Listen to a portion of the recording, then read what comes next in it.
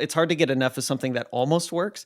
And so I thought, oh, sex in marriage will be the thing that works, and it wasn't until I was looking at porn in marriage, even after having sex, suddenly having the desire and going like, what the heck? I thought this was supposed to help. I didn't have a specific moment where I was like, oh, it's not just a habit now, but it was the fact that it was just always consuming my thoughts and what I was doing. Everything I did had that in mind of like, I don't want to get caught. I don't want to come clean. You've got a pocket computer that you can whip out in any place. You can be anywhere in the world at any time of day, and you have instant access with a few button presses to exactly what you're looking for.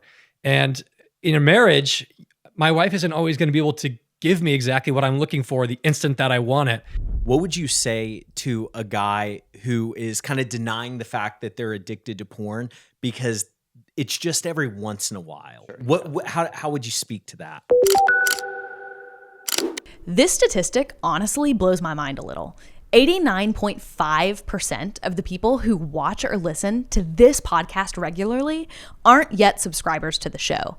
So before we dive in, could I ask you one thing? If this podcast has ever helped you, if you care about honest, unfiltered conversations around God's design for sex, dating, and relationships, would you hit subscribe? It's free and it helps us more than you know. And our promise to you is this: we'll do everything in our power to make this show the best it can be. We'll take your feedback, we'll keep answering your toughest questions, and there's no conversation around God's design for sex and relationships that we'll shy away from. Thank you. Hey, what's up, guys? Welcome to the Let's Talk About It podcast by Moral Revolution. My name is Daniel Madry, and joining me in the studio today are three incredible men who are going to have a really interesting conversation with us. Today, we are talking about overcoming pornography, and that is one of the testimonies that all four of us can claim today. And so one of the number one questions that we get is, hey, I'm struggling with pornography. What can I do to get past this? And so we want to have that conversation today. And I believe that with the collection of shared experience and knowledge that you guys have, that we're going to be able to provide some incredible insight to you guys who are listening today. So before we go any deeper, let's just do a quick introduction. Who are you? What stage of life you're in? Yeah, I'm Aaron. I've been married 17 years. I have 3 kids. I think that's how have you been married 17? Like, that's so long. It is. It's super long. I got married really young. Yeah, so okay. Do it. Yep. A teen marriage. Not quite. Close. Yeah, 20. Okay, there we are. Yeah. Right on the edge of 19. It's the same thing. I'm Judah. I'm 22, and I'm not married and have 0 kids. Come on. 0 Amen. kids, no 0 girlfriend. kids. Are you dating anyone? No girlfriend, not dating her. That would have been the time where if he's talking to someone, he's like, what do I say? Okay. Yeah, we're good. Okay, we're good. solid. Good. I'm Aiden. I've been married for 7 months. No kids yet. But yeah, life's good. It's amazing. Newly married. Yes. Well, that's incredible, guys. I want to do some rapid fire questions just to kind of kick off this conversation. First being, how old were you the first time you saw pornography? For me, it was 7. I think for me, it was like 11, 12, right around Yeah, there. I was also 11 or 12, I think. Yeah. It's interesting because last year, the year before, we were doing a study on this, and we found that the average 11-year-old has actually seen 20 hours of pornography. Wow. Which is absolutely insane. But so to you guys to not even be introduced until you're 11 is actually probably on the upper end of exposure. How old were you when you finally told somebody? I was older. It was a few years. I don't actually know, because I'm trying to think. I don't think I really told somebody until much later in life. I really laid it all out. But I think I had conversations about it all through my life, probably starting from when I was about 13 or 14. Yeah. Yeah, I think I told my parents pretty soon after I first did it. I had a lot of conviction about it. Yeah. So I came out pretty soon after. Me and my friends talked about it a lot, but it's because we were looking for it. So actually, the confessional part came at about maybe 16 when I met the Lord and cared that this was in my life. Right. Once you kind of encountered that that season of your life, how many times did you have like a I'm done for good moment? Countless. I actually don't. I literally can't count the number of times where I was like, "This is going to be the last time." I swear, or I hope, or whatever. Yeah. What about you, Judah? Yeah, I feel like probably every single time I screwed up. Yeah, I think I had this moment with the Lord. This is going to be my last time, and then it would just screw up. Again. Someone's got the silent amen in the chat. Yeah. I'm gonna go with Aaron's answer. Same thing. I just a lot. I didn't actually count, believe it or not. So I don't know a lot. Yeah, a whole bunch. Enough actually. to feel hopeless at some point. Enough for one of the times. Just like I guess not. Whatever. I lose. So. Yeah, and Aiden, I'll start with you on this one. What finally broke it for you? Like in one word, what finally broke it for you? I would say frustration, actually. Which Okay. I feel like is unique, maybe. I got to a point where I became kind of like indignant and angry almost, not at myself for like making mistakes, but kind of at pornography, like in general, being like, I can't believe I let this trash like tarnish my character. That's kind of got really upset at it. And so kind of went to like war with it in the sense of like, I just want to like kill this thing. And even outside of me, I want to just like see this thing die in society. So there was a point where I just got so fed up with constantly failing that I'm like, screw this. I'm done. I'm pissed off. I'm going to beat this thing. And that's what happened. That's actually super powerful. I don't know that was one of the answers I was anticipating, but I think there's probably a lot of power in that. Yeah. I get, I'm a pretty competitive person. And so it almost felt like that competitive side of me where I'm like, I'm done losing this battle. I'm done feeling like crap after this. And I'm done with this thing, not just being in my life, but being in other people's lives. And it's garbage. And that's why you're on the podcast. Amen. So yeah. Judah? Yeah, I feel like, I tried a lot, multiple times throughout my whole life and just kept on trying by myself. And I think what really did it for me was, I think similar, was just upset with the fact that I kept messing up. And I was like, I know that I'm better than this. Right. But I just kept screwing up. And it took a friend to reach out to me.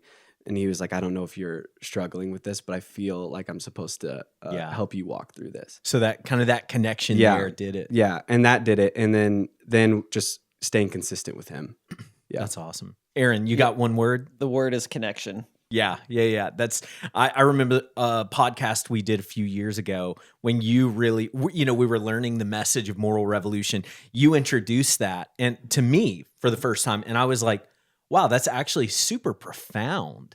And so I'm excited. I think we'll be able to unpack that a little more in this episode. Was there a moment when you realized this was like bigger than a habit, but something that you're like, wait, I actually can't get away from this? There wasn't one specific moment. It felt like a period of time in my life when I joined this group that I now lead called the Whole Man Project.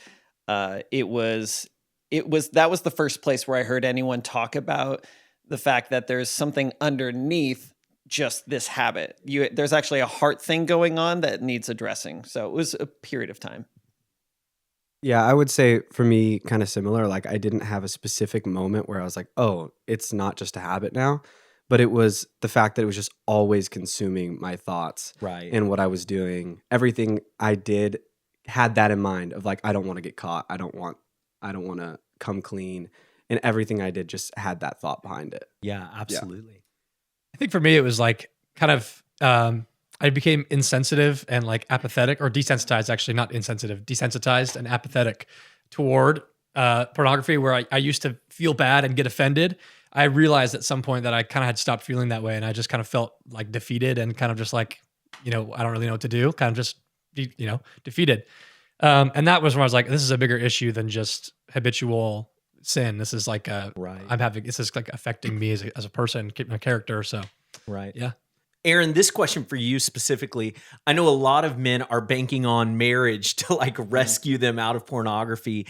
And from what I know of your story, that's something you brought into marriage. Yeah. What would you say to the guy who's maybe watching this podcast like, no, I just need to make it until I get married and then I'll be fine? Yeah, I was really hoping for a sin-free orgasm to be like the answer. Yeah, right. Like, oh, this is what I've been waiting for the whole time. Because going to pornography over and over and over, thinking like maybe this will solve. It's hard to get enough of something that almost works. And so I thought, oh, sex in marriage will be the thing that works, and it wasn't until I was looking at porn in marriage, even after having sex, suddenly having the desire and going like, what the heck? I thought this was supposed to help. Why do you think it didn't help? Because it has nothing to do with an orgasm. The orgasm is or let's say you don't even pair pornography with masturbation. Let's say it's just porn. The spike of dopamine, all the rush that you get, the exhilaration that you get from that is unto something. And so it is, I have a drive towards that that is deeper, and marriage doesn't automatically fill a void in your life. There's some aspects that it does, but the things that drive you to pornography, it's not just having a woman in your life, or if in the case of a woman, having a man in your life. I think it's really interesting that you said it's not actually an orgasm that you're looking for. Mm-hmm. And that's why sex does not solve the problem. Yeah. And you kind of go into the idea, like you mentioned earlier, of connection. So Judah, for you, as someone who's also discovered this, what are some of the things that you do in your life to ensure that you have the right kind of connections to where you're not maybe having an exaggerated sex drive due to the lack of community?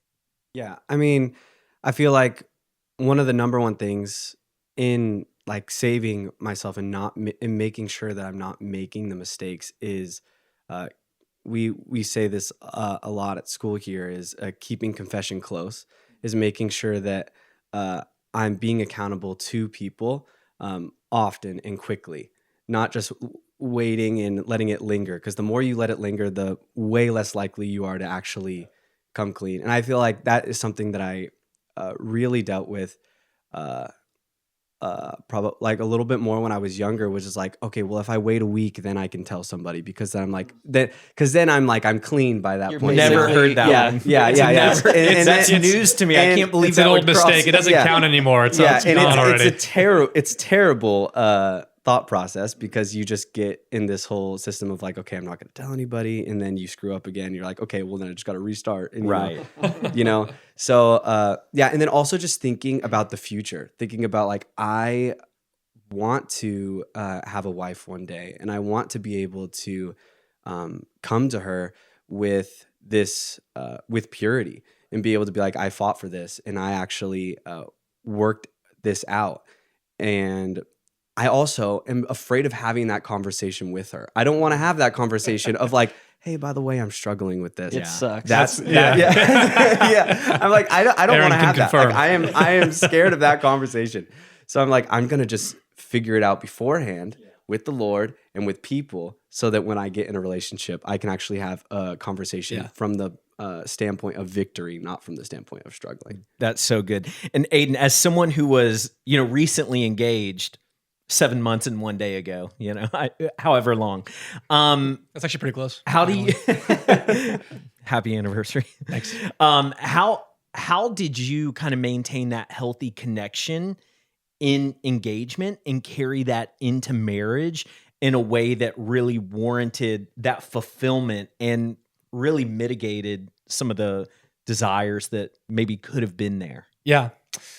Okay, I would say this is probably a different experience than other people have had in their engagements. Being engaged actually kind of made it a little bit easier to wait, in the sense because we had an end date, if that makes sense. I was like, I don't actually have to wait that much longer. It's like 2 more months. It's right there. It's in view.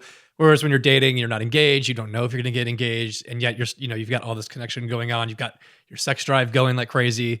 So the engagement season for me was a little bit more like, okay, we got this. We've got this far, and we have like 3 months. Like, we can make it through. Yeah. You know what I mean? It's right there on the horizon.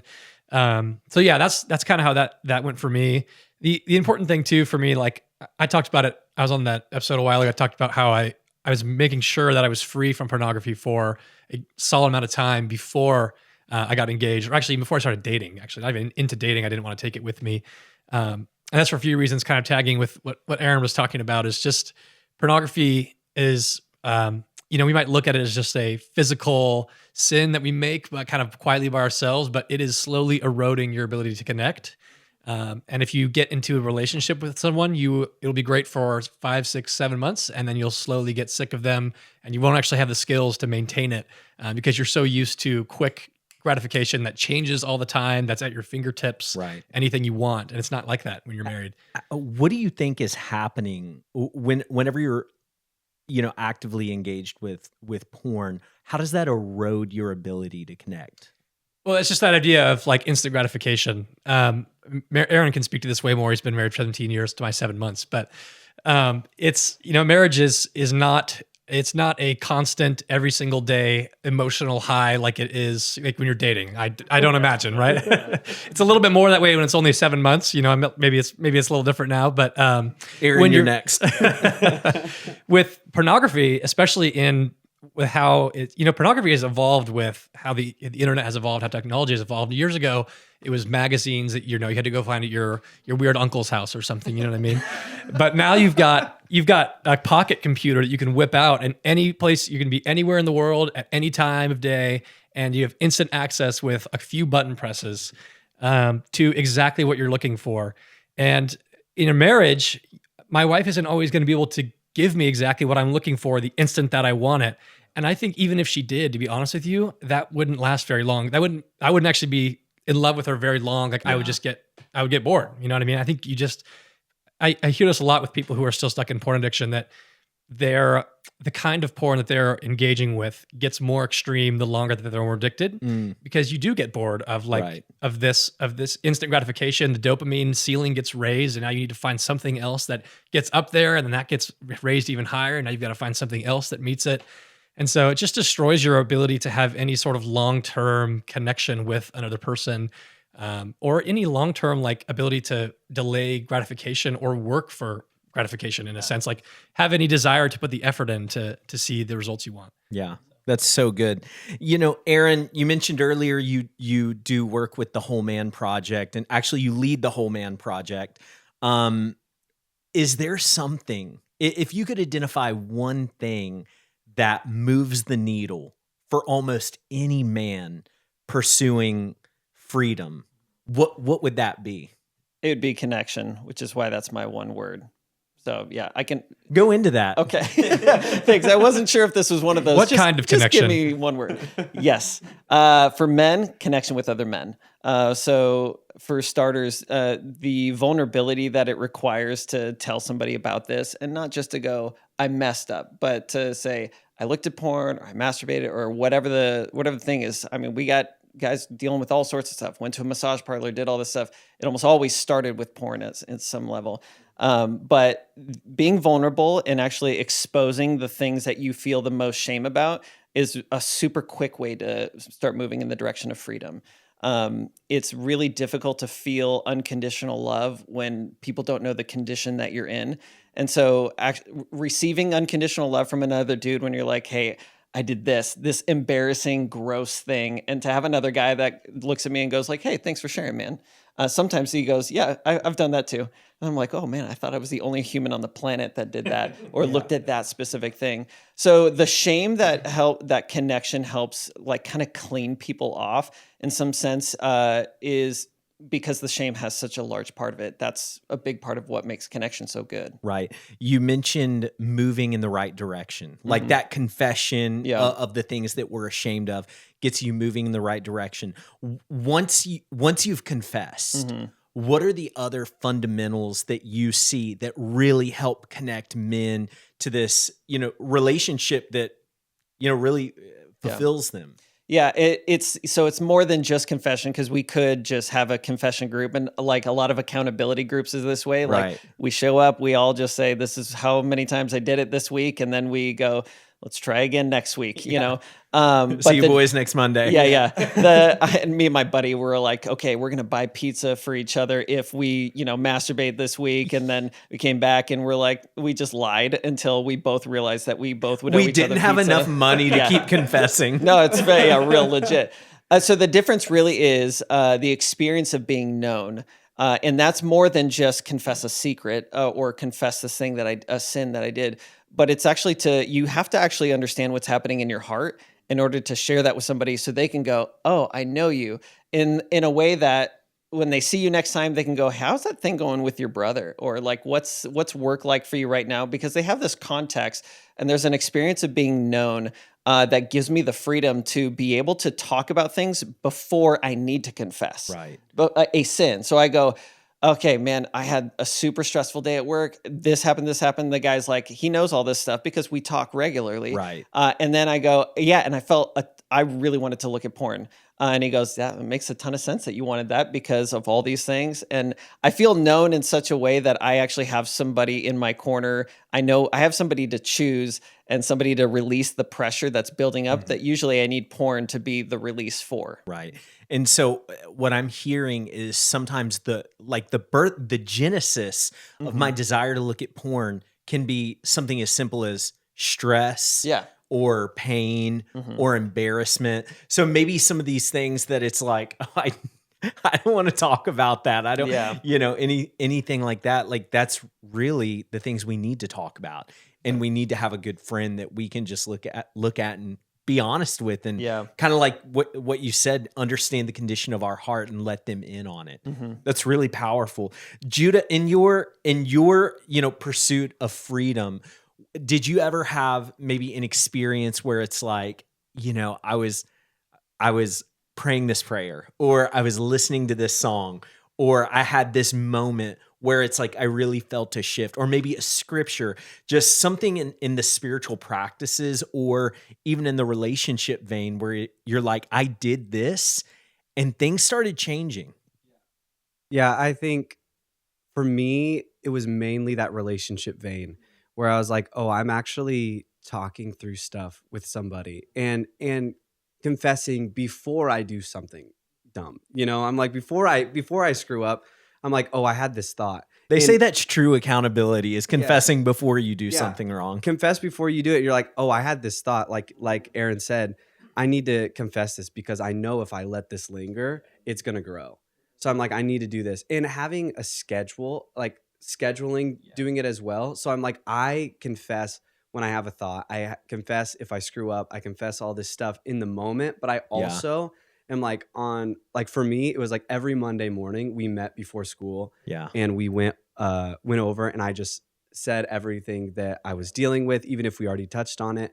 And he's just asking questions and we're praying into stuff. Everything that happened over the weekend. Yeah, exactly. And just talking about all sorts of stuff and just laying it all out on the table and being vulnerable. It's interesting because some people might look at that and be like, scheduling it, like that's so impersonal. And it's like, no, you have to do what you have to do. Yeah. And we're all built different. I like this. I use this like 24-hour rule.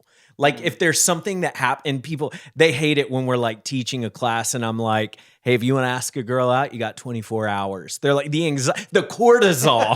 It's just, they're like, what? Don't put that on me. Yeah. And so, we do the same thing with confession. Like, hey, if there's something you're holding, something that you haven't told someone, you have 24 hours. So I agree. I like that time frame to really push me forward where maybe I would be not as proactive. Yeah. And I would say also is setting up like successful boundaries.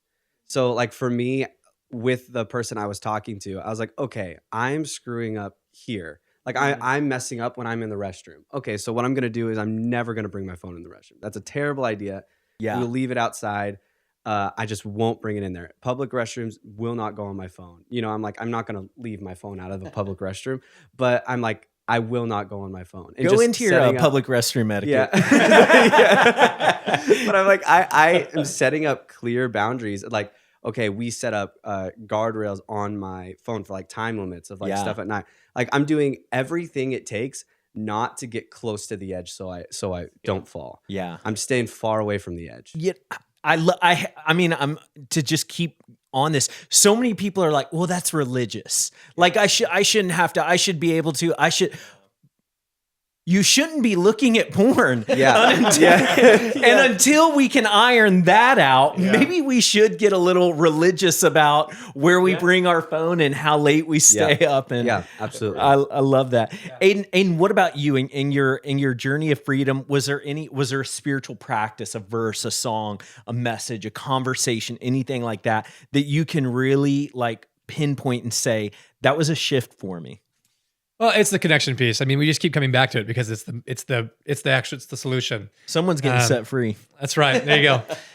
I see porn as a symptom more than I see it as the problem for most people of the connection thing. And so for me, my issue with the connection thing was I had a value for people seeing me in a certain way, seeing me as a certain type of person, with a certain type of high character or whatever else. And it's pretty prideful now that I say it out loud. But so it was hard because I was like, oh, if I tell somebody this, they're gonna see me as like less than what I want them to think of me. Yeah. And it took actually telling it to somebody at some point. Like it was this point where I'd gotten too frustrated, and I was like, I'm just gonna tell somebody. I'm done with this. I don't want to be this way anymore. So I told somebody, and they just kind of looked at me, and they were like, okay, yeah, that's happened to me too. It's no big deal. I don't think of you any less than I did just 10 minutes ago before we talked. And that changed everything. It made a confession so much easier, especially with that person. And so that was the piece that was missing for me. So you've got to find somebody who you can trust, who already has a high level of value for you and already believes in you enough that their opinion of you is not contingent on your behavior in that way. And I think too, like I would even say, if your friendship or someone you're got as a mentor would change their opinion of you based on a mistake that you make like that fast, if you've got a consistent series of mistakes that are hurting other people, that's different.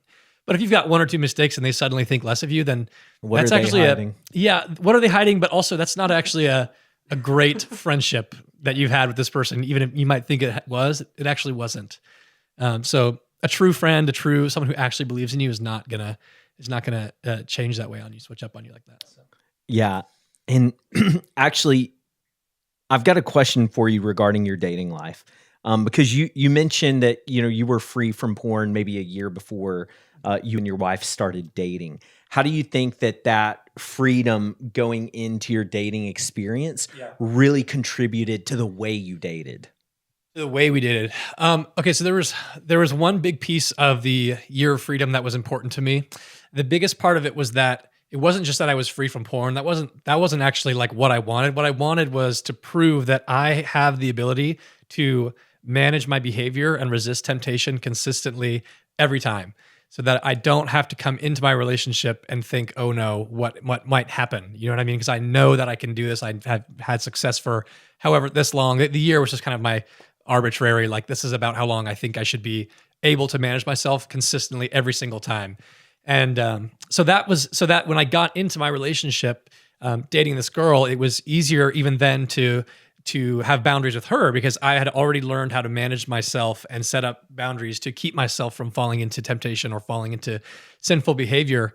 It's like I said, like porn being a symptom, it's a symptom of lust. And so you have to learn how to address the temptation of lust, not the behavior of watching porn. That's really good. And actually, I'm reminded of something you said earlier. You were talking about whenever you were engaged, it was easy for you to be free because you kind of had that, that finish line. But now I'm thinking of Judah, and I'm like, Judah, you don't have that finish line. What do you do to kind of? No, it's coming. Yeah, you're super single. In case you forgot, and you'll probably be single a really long time.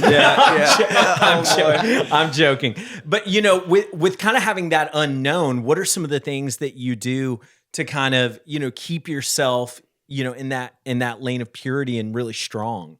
Yeah, I mean, I think kind of touched on it already, but like the setting the boundaries, making sure that I'm confessing if I have a thought, even if I don't act upon the thought, just having the thought, confessing about that, talking about it. If it's lingering, I feel like at this point I've gotten to a place, if I have a quick thought and I'll catch it quick and I'm like, okay, we're good. But if it's lingering and I'm constantly thinking about this and I'm like, okay, it's right, it's up there, that I'm confessing that. Again, thinking about the future. I mean, I feel like those are the main things. It's pretty simple. I mean, it's hard in practice, but the actual layout is simple. And as long as you just stay consistent and keep with it, you'll do it. Yeah. And I think whenever you even mention the idea of having a thought that you feel the need to confess, I mean, I feel like that's liberation to someone. They're like, wait, I'm supposed to confess my thoughts? Like I didn't even do anything.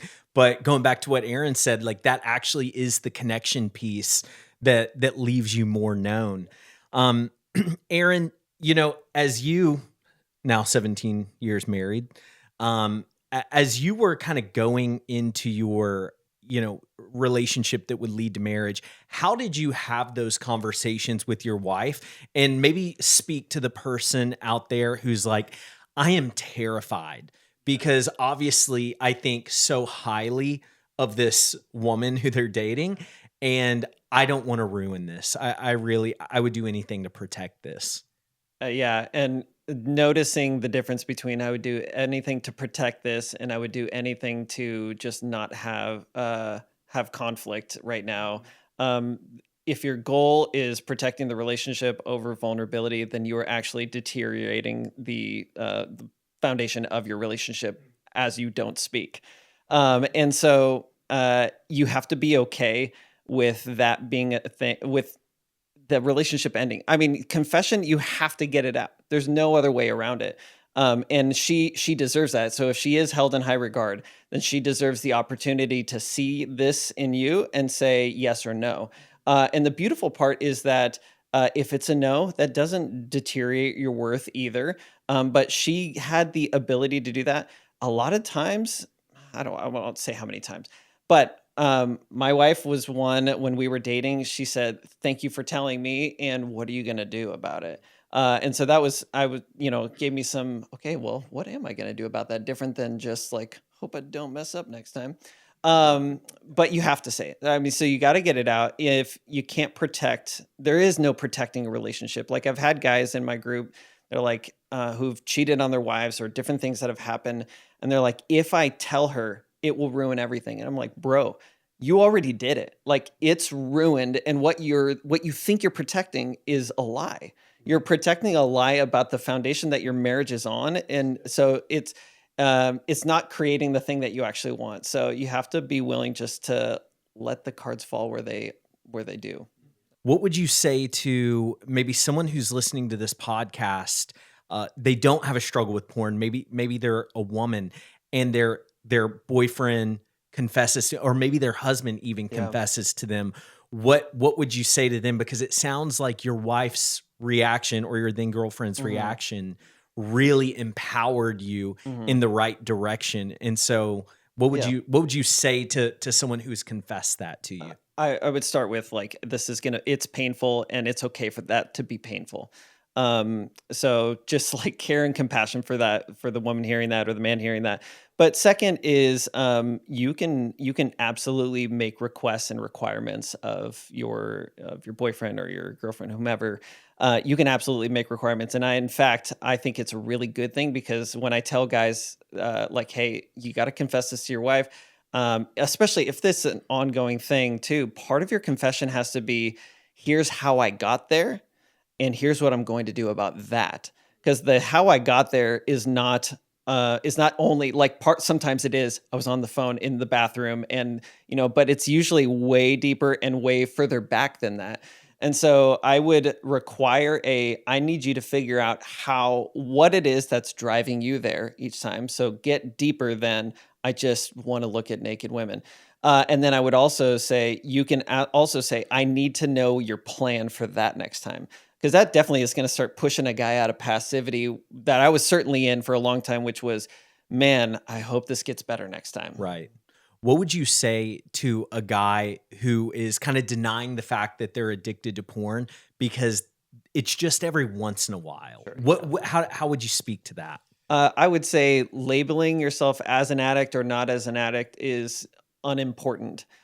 If there's something in your life that is happening that you don't want, if there's something that you are doing that is breaking your core values, even once a year, there's something that needs attention. And so you may not need the rehab that a guy who's doing this every single day may need. Not saying that that's the requirement, but there may be different needs, but there's a need nonetheless. And so I would say it doesn't matter if you're addicted or not. You have something in your life that you don't want, address it. Can I jump in on that? Yeah, absolutely. Whenever I hear people kind of say that, oh, it's just every once in a while, I don't want to be all doom and gloom or on people, but I don't think it'll stay that way. I really don't. I think pornography is designed to hook you, to get you to look at it as often and as frequent and for as long as it can. I mean, that's what the people who are making it want.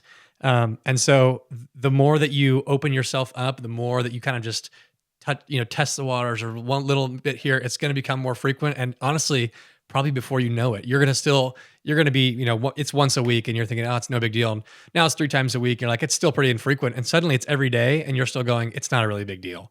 But you've just, without realizing, slipped into this habitual, degrading of your ability to connect. Right.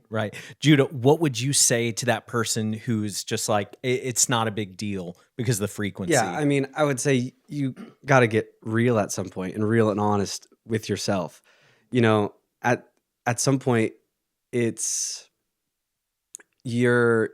have to just be realistic about, like, I'm struggling and I can't do that. Like, I'm not able to do this, real vulnerable and with people again.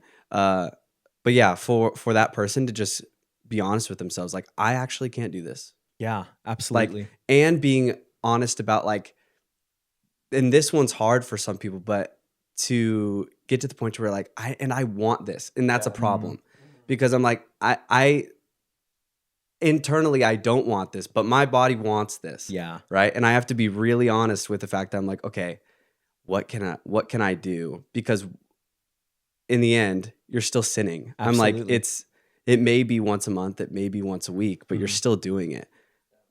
I want to open up this question to whoever really feels like maybe they can speak to it. There's been a rise of connection with chatbots specifically, and then if we go deeper down the AI path, you Careful, we're going to be fighting for this one. You can talk How much time about do we have? like deep fake porn and all these other things. What are the dangers of kind of getting that intimacy met by a chatbot? Because it's someone you can be completely someone. It's something you can be completely vulnerable with no shame. That's why we see, people getting married to their chatbots, people leaving. That's happening. Yes. People leaving their spouses for chatbots. Is this real? This is actually happening. Real. And so, and the reason, and I believe the reason for that is that connection piece. Of course, it's a synthetic connection. But what would you say to someone who is finding themselves more and more dependent on a chat bot, and maybe they're now becoming addicted to that level of intimacy rather than porn? And that's why they're saying, well, I'm not looking at porn, so. I have a love-hate relationship with AI chatbots because I use Claude to research stuff, but I would never talk to it like it's a person because it's not a person. You have to, like, the biggest, I feel like a theme that we keep touching on is you just got to get real with yourself every once in a while when it comes to these kind of things. And you just got to realize that this AI chatbot, like I'll talk about this specifically, is like porn in the sense that it's designed to keep you hooked. Like, it's literally researched and scientifically engineered to be the perfect dopamine creating machine that just keeps you coming and paying money and all this kind of stuff.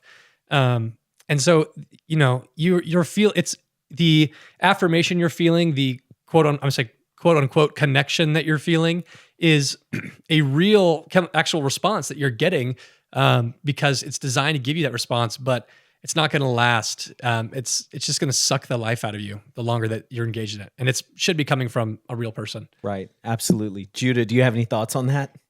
Oh man. I mean, he said, bro, get off your phone, dude. Like, bro, leave the Go phone. outside. Yeah. I mean, I feel like one of the biggest things that you get with real relationship is growth.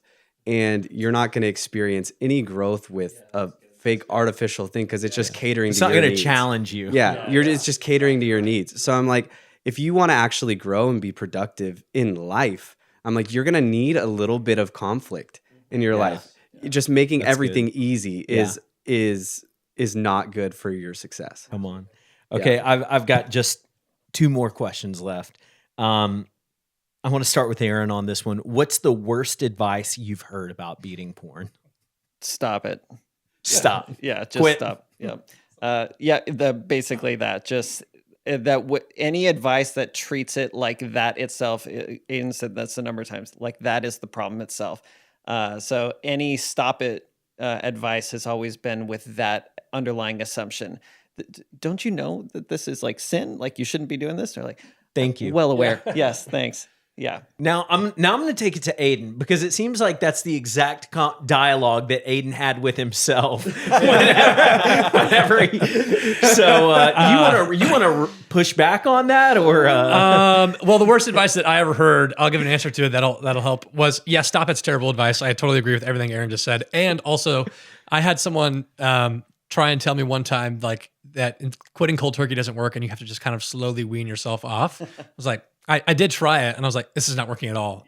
It's not working in the slightest. Because every time I get here, and this is my like, I'm weaning myself off. This is my like one time for whatever. You know what I mean? Like this is my cheat day or whatever I'm going to say. It's like it's never going to end. You know what I mean? Like the more you give yourself permission to do something, the easier it is to do it again next time. I mean, I'll even use the example of like my wife and I are trying to do no refined sugar, and every time that I allow myself to get a little piece of something, it's so hard to say no the next time that it doesn't look like you've ever had refined sugar in your Praise life. God. That's because I'm 22. But if you ask my wife, it's changing slowly over time. Okay.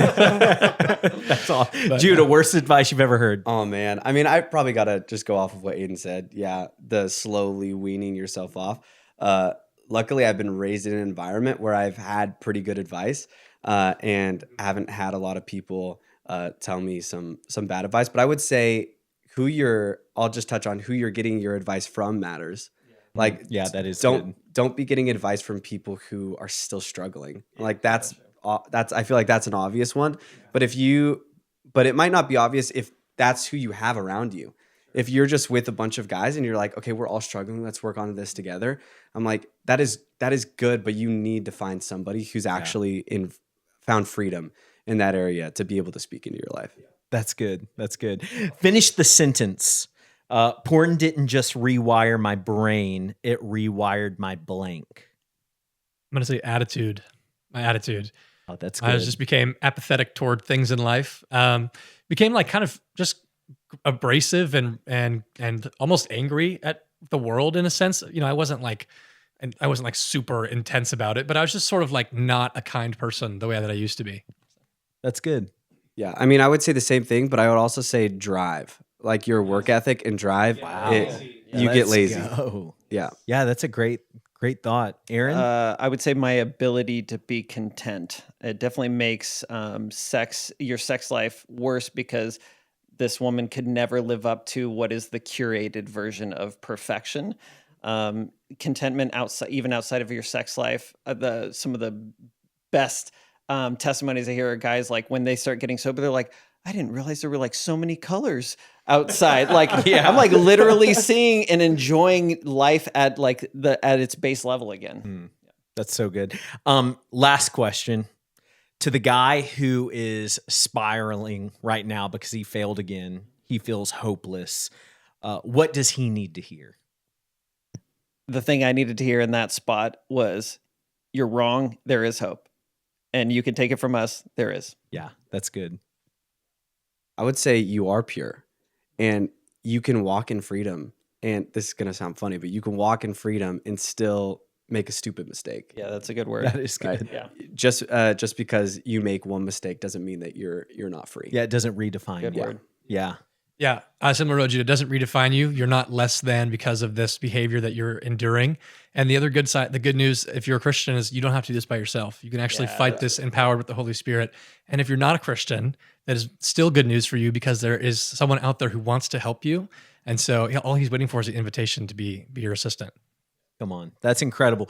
Well, guys, I want to thank you so much for coming on the podcast. Absolutely incredible answers. I love this conversation so much. And guys, thanks for being part of the Let's Talk About It podcast by Moral Revolution. If you have any comments, questions, want to share a testimony, drop it in the chat, send us an email. We love to hear your feedback. We love to hear your stories. But until next time, we'll see you. You know that feeling when someone sends you the exact thing you needed to hear? If this episode speaks to you, if it brings clarity, healing, or it just makes you feel seen, chances are someone you love needs it too. So here's our ask to you. Share it, text it to a friend, post it. You never know how one conversation, one click, could change everything for someone else. We know we're not just building an audience here, we're building a movement. So thanks for being a part of it.